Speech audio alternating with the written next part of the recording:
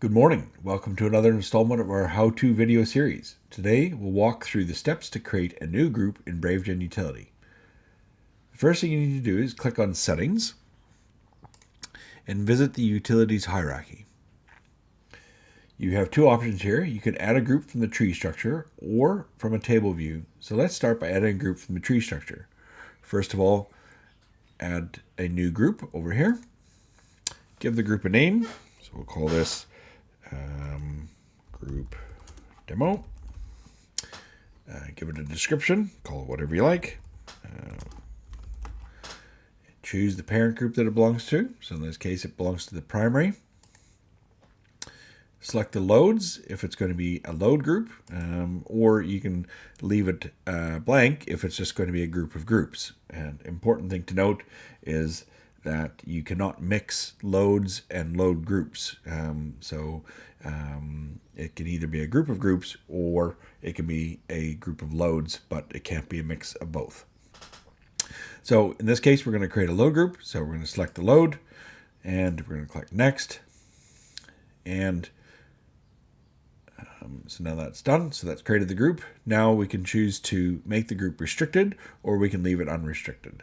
So today we're going to leave it unrestricted, and we've done a previous video series on how to restrict and unrestrict groups. So done, and wait for that to group. Now you can see that the group is being created, and you can see that so the new group is there, the group and the new load is also being added. So that is how you create a load group. Now we're going to do the same thing, but we're going to create a group of groups, and this time we'll do it from the table view. So go to the table view, we're going to add a group. So we're going to call this a group of groups. A group of load groups. The description is whatever you want to call it. It doesn't have to be anything in particular.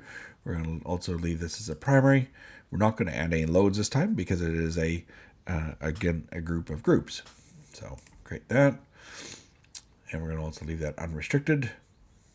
And so now we've got this group of groups, and it's at the moment it's open because there's no loads associated. But what we're going to do is we're going to take this load group here, this new group, and we are going to add it to the group of groups. So we do that by simply changing the parent group from the primary to the group of groups, update the group, and now you can see that in there is the new group. And we're also going to move this group demo, and we're going to put it under the group of groups.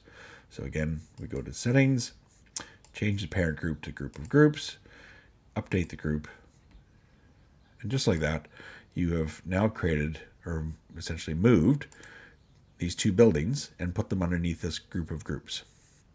And that's all there is to it.